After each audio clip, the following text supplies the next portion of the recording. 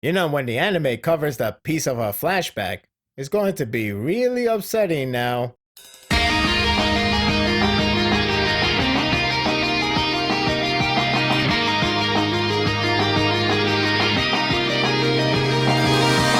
You know what's great about this series? Well, we can name many, but one that I really enjoy is the backstory.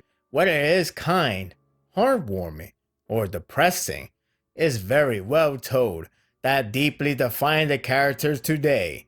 Inosuke's backstory is one of them. This chapter not only deliver a great but brutal backstory, but enraged and encouraged the fans to support Inosuke to brutalize Doma, the soul demon, who deserve it immensely. I trust Gotoge to deliver a solid backstory. However, I am still amazed by the execution. Before this chapter, I thought it would have been very simple. Doma met Inosuke's biological mother and simply ate her like any other demon. I would have been fine with that, depending on how it was told and give enough anger for Inosuke to lose his cool. That was not the ideal. Rather, go into great insight of the story that eventually lead to the cruel fate. Not only told a story, but exploit the distastefulness of Doma and the agony of Inosuke. When you look at the chapter's cover, you know this one is going to be pretty sad. While that is true, it's how it builds up to the end fate that makes it all the more tragic. Inosuke is in denial, but Doma is toying with his emotion. It's always sad to see Shinobu for any reason, but this one hurts more because Inosuke wanted to ask her if they have met before. Sadly, we know that's no longer possible. Good for Kanao for trying to cool him down, which is telling when she was incredibly pissed before. Doma is twisted as usual, but his action continues to faze me. For instance, if he wants to remember something, he literally dig to his brain with his finger. That's just freaky. Inosuke said it best. Now, this is where it gets dark and disturbing. For many fans, there are content that will make them feel uneasy, and this series doesn't hold back. It could have gone seinen level, but thankfully the visual wasn't shown completely. With all that said, the narration still gives a bone-chilling feeling. Inosuke's mother was only about 17 or 18 years of age when she was carrying him as a baby. I don't know much of history if that's considered too young for a mother. However, I don't need history to know that abusing is never okay. And sadly, she was the victim. Her husband beat her up and her mother-in-law bullied her every day. That's absolute hell. The disturbing part isn't just on the visual, but on the narration as well. The description of her abuse is hard to imagine, or more like, I don't want to. No one innocent should be in that position. The backstory takes a break, but the way how it transitions is cruel. Her face was recovered because of Doma's aid, but that memory confirms that Inosuke is in fact related. To think you have to recall the abuse of one person to remember someone else and announce it proudly. That's damn cold, Doma. Fate brought them together.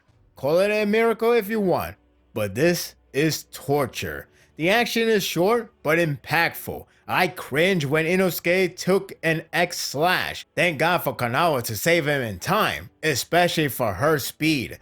It was short, but that had me riled up. The backstory resumed, but the tone slowly becomes notably different. Earlier, Doma narrated in a more sympathetic tone. Of course, this is him we are dealing with, so naturally, he has no remorse whatsoever. One of the most heartbreaking part is the pinky promise. It turns out that Inosuke's mother was the one who started the pinky promise, which is why he felt a familiar feeling earlier. She sang him a song many times with different wordings. Above all, he remembers the song that deeply touched his heart about her protecting him, even if it cost her life. That is so crushing. To figure out where the pinky promise came from, This was a cruel way. It's saddening that her hope was renewed when she was saved by Doma. So you know the downfall was inevitable. Once she found out Doma's true attention, she lost all faith and ran off to escape. But it was impossible. It's quite depressing when you review her standpoint. She was in hell with her family, thought to escape, only to land on another hell. It was absolute tragic for her. The one part that wasn't was her baby, but she has to save him by any means necessary. That's when the scene from over 100 chapters ago appears. That is painful. It's even more painful with Inosuke finally accepting that he had a mother, and Doma is her murderer.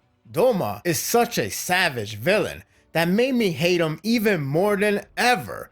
He narrated the story like it was a sad story. I mean, it is, but the tone changes over time. And now he called her a fool, a miserable dog, and meaningless. I like that small detail when he finally remembers her name, Kotaha, during the narration. That way, he can remember entirely, just so he can laugh at her existence.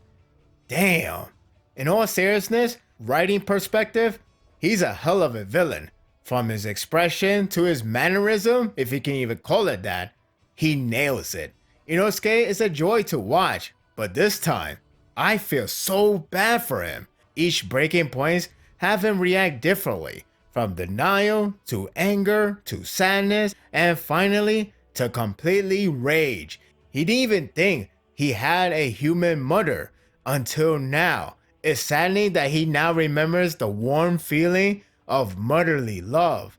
In a way, you can say he lost two now. I mean, Shinobu is no mother, but her care was warm enough to cherish dearly.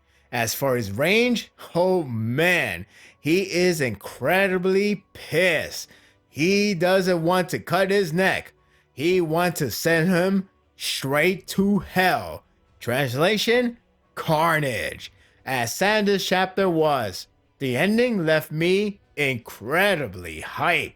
It was rough, brutal, and very solid chapter. It was a great storytelling about a poor girl who had nothing but hell, and her child, the only light, was let go to live in a much better place.